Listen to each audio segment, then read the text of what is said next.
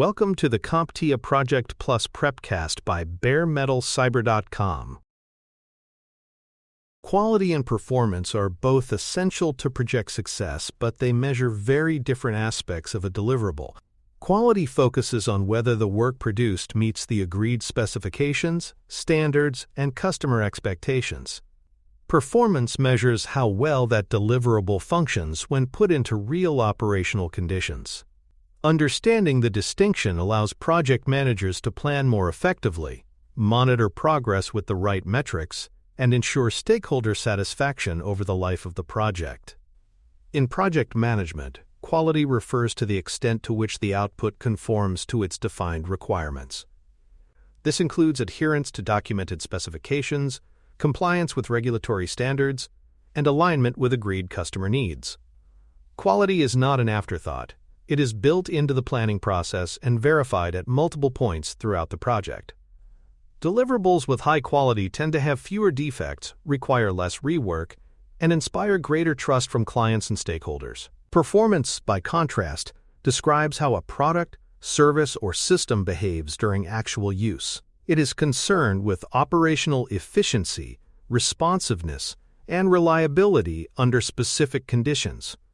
A deliverable may score highly in quality checks, but still underperform if it cannot handle expected loads or operate smoothly in its intended environment.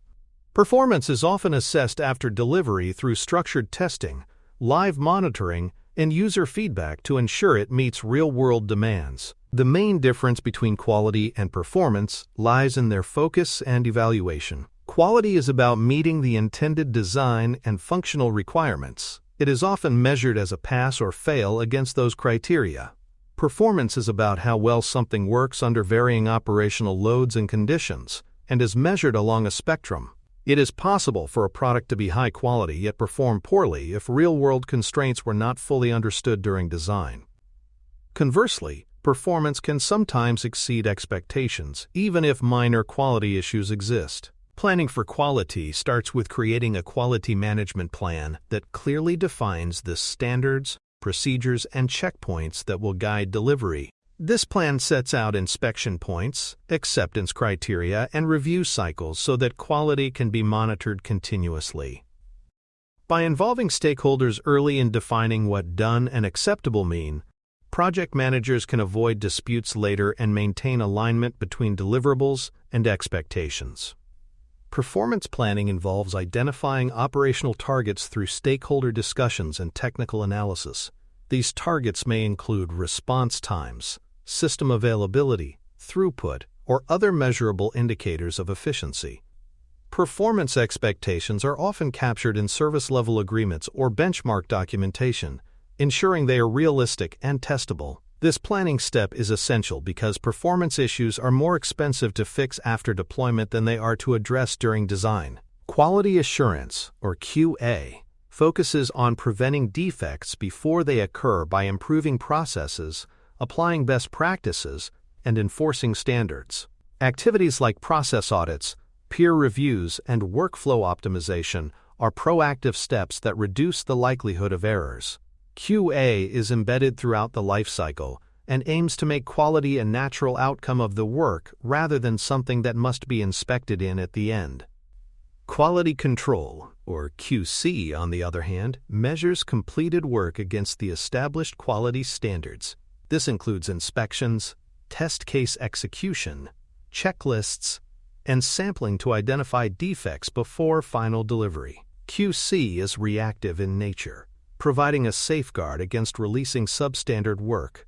It also provides feedback that can help improve upstream processes in future projects. For more cyber-related content and books, please check out cyberauthor.me.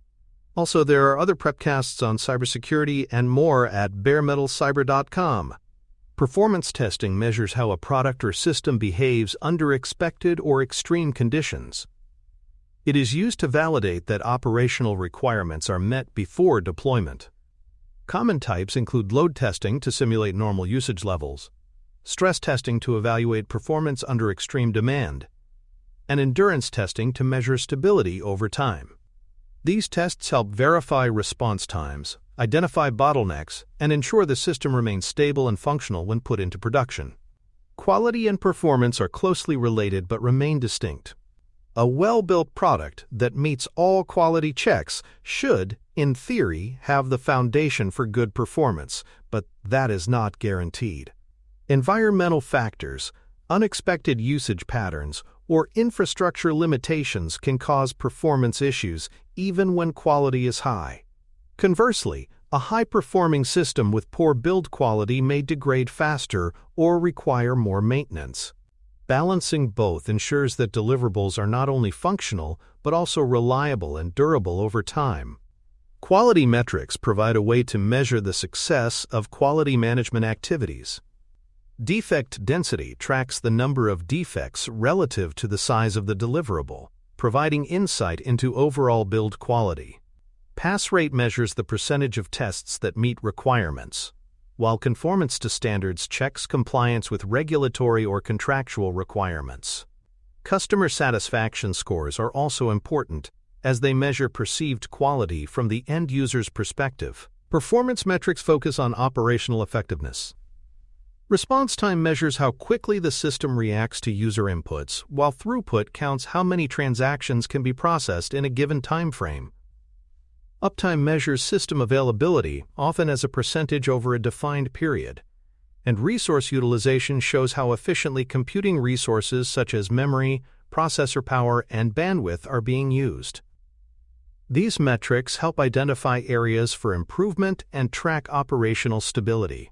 Documenting quality expectations is essential for clarity and accountability. These expectations should be embedded into the project scope, acceptance criteria, and the quality management plan. Documentation should identify the roles responsible for quality planning, assurance, and control activities. This level of detail ensures everyone understands what standards must be met and how compliance will be verified before sign-off. Performance requirements should also be documented clearly, often within service-level agreements or technical specifications. They must be measurable, testable, and agreed upon by all key stakeholders before implementation. This prevents misunderstandings about acceptable thresholds for speed, capacity, and reliability. Poorly defined or incomplete performance specifications often lead to dissatisfaction and costly fixes after deployment. Poor quality can significantly harm a project. It increases the need for rework, prolongs testing cycles, and leads to higher defect rates in production. These issues can cause missed deadlines, higher costs, and potential contractual disputes. Low quality also undermines team credibility and reduces stakeholder confidence. Prevention through strong quality management processes is consistently more cost-effective than correction after delivery. Poor performance can be equally damaging. Even a technically sound product will cause frustration if it is slow, unstable, or unable to handle normal usage. These issues may not appear during development but can surface during real-world operation, impacting efficiency and user satisfaction. To prevent this, performance must be addressed during planning, validated in testing, and monitored after deployment with contingency measures ready if issues arise. Balancing quality and performance requires careful trade-off decisions. Over-engineering for quality may delay release dates, while prioritizing speed over quality can result in instability and higher maintenance costs. Stakeholder engagement helps set the right balance by defining acceptable risk and performance levels. Continuous feedback throughout the life cycle allows teams to make adjustments that keep both factors aligned with project goals. In summary, quality ensures that deliverables meet agreed standards, while performance ensures that they work effectively under real-world conditions. Both must be planned, measured, and controlled to achieve successful outcomes.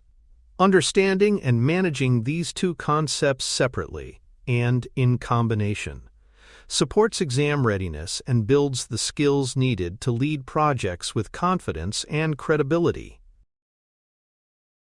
Thank you for listening. Please follow baremetalcyber.com on social media and check out our books at cyberauthor.me.